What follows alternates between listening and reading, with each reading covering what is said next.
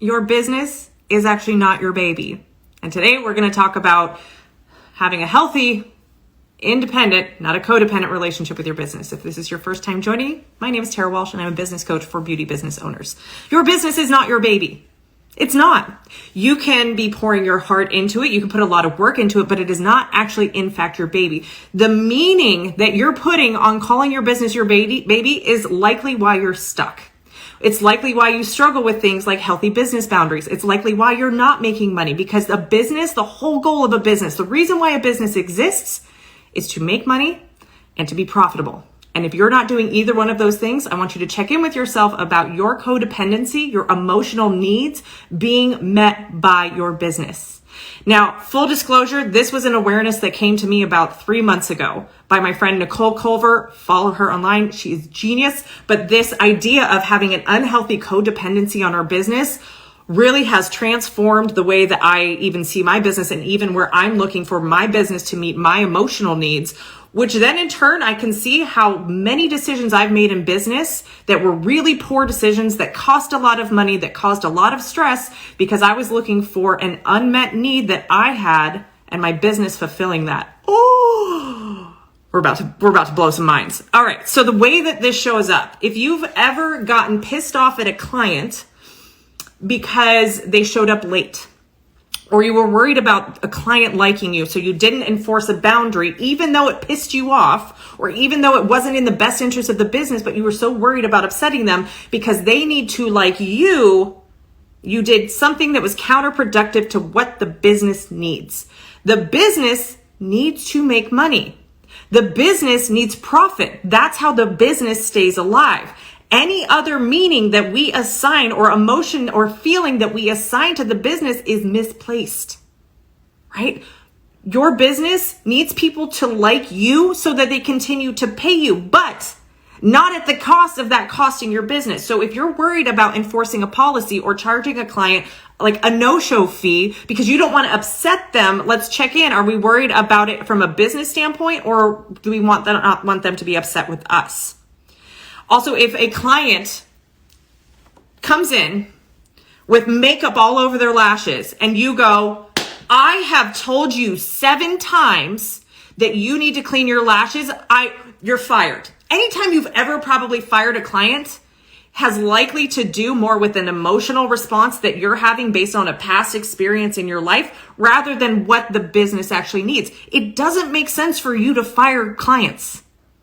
Ever. The only time I ever had to fire a client was because my safety I felt like was at risk, not because the client was crazy, right? If a client wants to not wash her lashes, guess what? It's her face. She gets to decide what she does with her face. What does it matter if she cleans her lashes or not? If you have proper policies in place and you clean her lashes or she doesn't get the results she wants, well, guess what? She has to come back sooner or she has to pay for a full set next time. That's not on you. She's a grown-ass adult. She doesn't want to wash her lashes. She wants to cake them with mascara. More power to her. That's just going to mean more money in your pocket because you are not going to take responsibility for a grown adult's actions. You are the one there to inform her of the consequences, i.e. you're going to need to pay for a longer service or a full set the next time because your actions by not cleaning your lashes means poor retention. But I'm not going to take on the responsibility of your choices not to follow my aftercare instructions, which I have properly educated you on. I'm not going to make up the difference for that because I'm operating my business. I have policies in place in my business. I have a timed service for my business to operate in a way that allows me to make money and keep my business profitable. If you don't want to conform to those rules, that's fine. You don't have to be my client. You may see yourself out, but I'm going to enforce the business policies that I've set in place to keep the business operating in a way that's profitable and money making. Then a client gets to decide, okay, well, I better clean my lashes or she's going to do a removal next time, or I'm going to do what I'm going to do. I'm not going to pay the consequences and I'm going to go find another lash artist. But we don't need to make up for the fact that a client doesn't want to follow our aftercare, and we don't need to make it mean anything. Like, God, clients just don't ever listen. The amount of conversations that happen in this community on the free Facebook groups about blaming clients for poor client behavior is laughable. Because I'm sorry, who pays your bills? those people that you keep firing. So don't come complaining to me that you can't make any money when you're like, oh, I didn't like her. We didn't vibe. Who cares if you vibed, if she pays you? Right now, yes, you should be intentional about attracting people into your business by way of your marketing that do make it enjoyable for you. But let's not go throwing money out the window when we're in a place where we can't even break even on the costs of our business. Some of y'all be firing clients like you're fully booked. And I'm sorry, but I'm pretty sure you have a lot of crickets in your schedule. So let's check our ego at the door that we are in a period of creating a business that has systems and processes that determine what decisions need to be made in a business. Most of y'all are basing your business decisions on your feelings. Hi, we are women. Our feelings are based on hormones a lot of the time, and they're not consistent every month. So it doesn't seem like the most consistent strategy to base our business decisions on how we feel at any given day, right? So the way that I hack that, the way that I'm able to let my business tell me what it needs and where my attention and focus should be is by having systems and processes. Because when you have a system and process, and let's just go over your consultation process. Let's talk about policies, right? So if I have policies that I created that were structured in a way that I can address probably 99% of the common issues that happen in my business, then anytime I get an undesired result, I go back to the policy that was supposed to help this result not happen. And then I review the policy and look, where along the way did I maybe miscommunication? So a lot of times when we have a client who no-shows us or doesn't follow a policy, it's more likely that you did not communicate the policy than it is the client being like a big old F you, I don't care about your policy. You know, all the friends FUs. So if we look at, were they aware before their first appointment of my policies? Well, they checked a box at checkout that said they've read the terms and conditions. I'm sorry, when's the last time you read terms and conditions when you checked a box to say you accept them? When's the last time you read a contract? Most people don't do that, right? Yes, you have done the legal thing of saying that they agree to the policies, but it's still your responsibility to ensure that the client understands them. So my recommendation would be to then send out a confirmation email that lists out a couple, not all of your policies, a couple of policies that impact what next step they need to do. If it's a first-time client, informing them of the cancellation policy, informing them of arrival time, informing them of any sort of like, hey, here's where to park, no guests, please come in with clean lashes, just like whatever they need to do to be set up for success for their first appointment. I want to make sure I send that out in an email. Now, granted, they may not open the email. There's little I can do about that, but at least I'm going to make the effort. The next step in my process of making sure a client understands policies is to have a consultation with them, especially when it's their first time, to go over what their desired results are, to go over the expectations of the business, the policies, even having them sign the policies so that we are both in agreement. We have gone over these, not as a means of like shaming them and punishing them and being like, you better follow my policies or I'm going to fire you. But so that we can both be on the same page of what a functioning, profitable, win-win situation is in the business. Because our policies are not meant to punish clients. They're meant to keep the business open. How is that a win for the client? Because they have a great place to get lashes done. Because if you are constantly being walked all over by clients, guess what? You're not going to be able to pay your bills. And if you can't pay your bills, how good of a lash artist are you going to be? You're going to be stressed. So you're not going to be giving out the best energy in a very pampering service. Right? And then we're also looking at our ability to be able to keep our doors open, which is why we have policies to make sure that our appointments start and end on time, to make sure if clients don't show up, that they're not taking up time, that our actual paying client who does want to show up, we have that availability. We have, no refunds because we can't get our time back. So there's all these different ways that we can have policies to protect the business, which is a win-win for the business and for the client. And so when we're on the same page that these policies are a win-win for the client and the business, then we don't have to be worried about trying to enforce them or being the bad guy, which again is that codependency coming in. You're not bad nor good for enforcing a policy. It is the way that the business operates, right? I see this oftentimes when these lash forms are such great. If you guys aren't in lash forms, go in there with some popcorn. It is a show, if you will, a poop emoji show. Have you ever seen it where one lash artist gets really upset that a client either canceled last minute or just no-showed, yet the lash artist follows them on social media and saw that that client was out partying late at night, and you're like, I know she didn't show, she's not sick, she's hungover, there's a difference. And then the whole bandwagon of fire her, she doesn't respect your time, and that whole poop emoji happens. Who the frick cares what your clients are doing when they are not in your treatment room?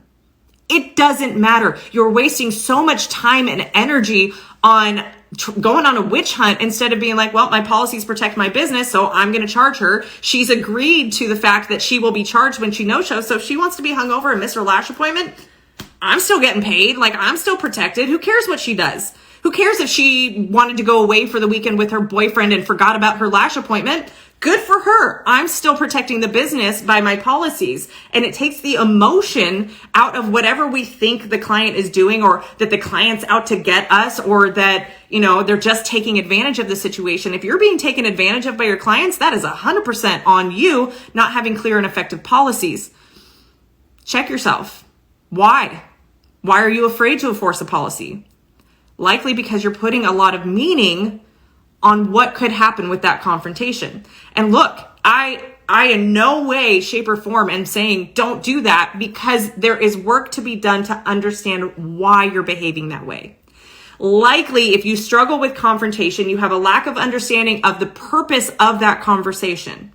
Right? Same can be said when you're building out a team and you need to fire a team member. It is an uncomfortable conversation. Confrontation is uncomfortable for most of us, right? It is the tough conversations. However, what's more tough is having a team member stay 6, 7, 8 months past when you knew you should have let them go, and tank your entire culture and your team because of one bad apple, right? It's even more uncomfortable to continue to sacrifice income and growth over one client and their negative Nancy ways, because you're too uncomfortable to have a conversation to set the boundary of what the expectation is. That, oh, by the way, if you did your consultation right, they would have already agreed to the terms of being a customer in your business. They would have signed off on the policies. So really, you are doing self-sabotaging behavior when you are not following through with the things that really are in your best interest, which is having processes in place that help determine what data we need to improve upon in the business, because you're too afraid you're going to upset someone, right? So oftentimes we will put off upsetting decisions, basically like a 24-hour period of uncomfort. Like we have the anticipation of the conversation, we have the conversation, maybe it doesn't go well, and it's like a whole nother day of just feeling ick. But then as we get time and space away from that, we feel really good because we did what was the best decision for us in the business. But we so often put off that 24-hour period of being uncomfortable, and we suffer for months and months on end, right? Until we're just so fed up and we're just so over it that we're like, I don't care what the result is. That place you get to when you don't care what the result is, but you're so filled up with resentment, means that you are likely at a point where you're detached from the results. And that is the place I want you to be at in your business, where we are no longer codependent on the business having meaning about us as individuals. So when you are detached from the outcome, because when we're not detached, when we're attached to the outcome, we put a lot of meaning on the outcome. If I'm detached from the results that I get in my business, I'm able to have a clear head to know what decisions to make to get me closer to the goals that I have. Now, whether that step gets me closer or not, it's going to be a learning lesson that I'm going to grow from, or I'm going to get the result. You'll either get the result you want or the lesson you need. But by not making any decision because you're worried about making the wrong decision, or worried about what result will happen that will mean something about you, keeps you stuck. And that's the worst place you can be in business, because you're not growing, you're not evolving, you're not failing and getting over it and getting better. You're staying stuck and paralyzed in indecision land. And that is what is ultimately affecting your ability to grow. I see this in my community all the time. People are like, I need more clients. I was fully booked, now I'm not fully booked. And when we start to kind of piece away at why that is, why did they stop marketing? It's because it felt too heavy.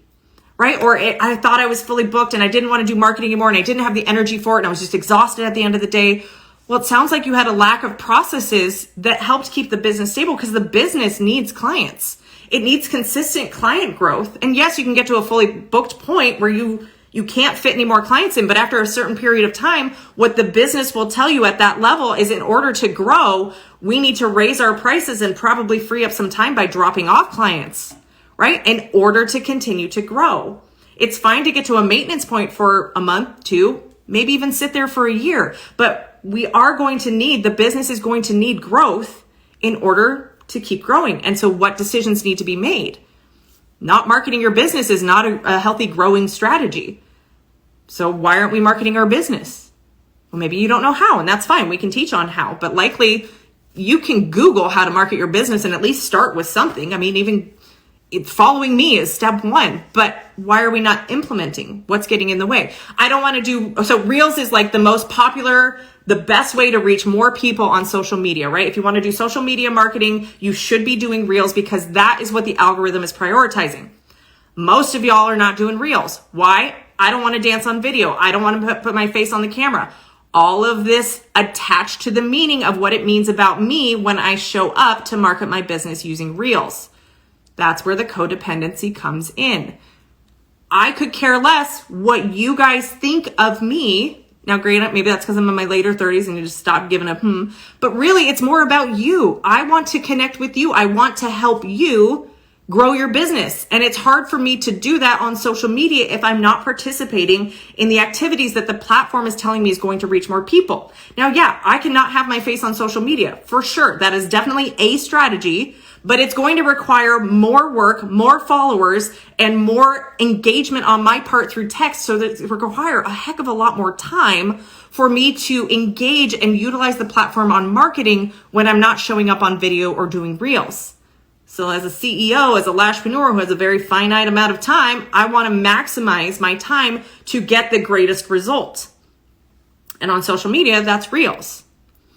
So if you're worried about, I'm afraid of being judged, I'm afraid of what somebody will say, I don't like the sound of my voice, I have a face for radio, we're making it all about us.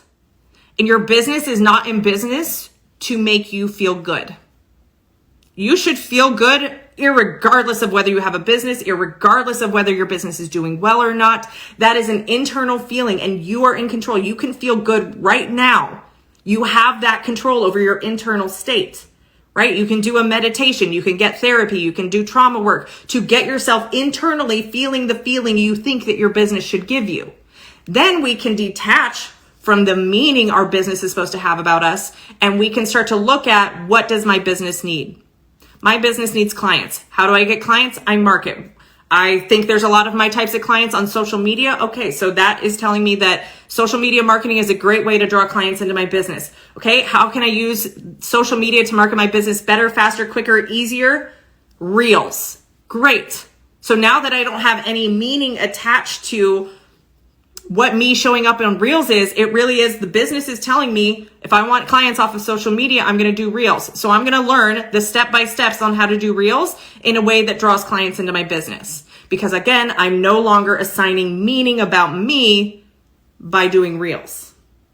So there's so many ways in which our emotional tie, this codependency to have our business meet our emotional needs, comes into play in every step of the business. And I hope just listening to this has created an awareness where you can start to identify, how am I using my business to meet my needs? And maybe that's misplaced. Maybe I need to meet my needs first and then treat my business as my business, because your business is not your baby. I hope that was valuable to you guys. That's all I've got for you today. Until next time, have a good one.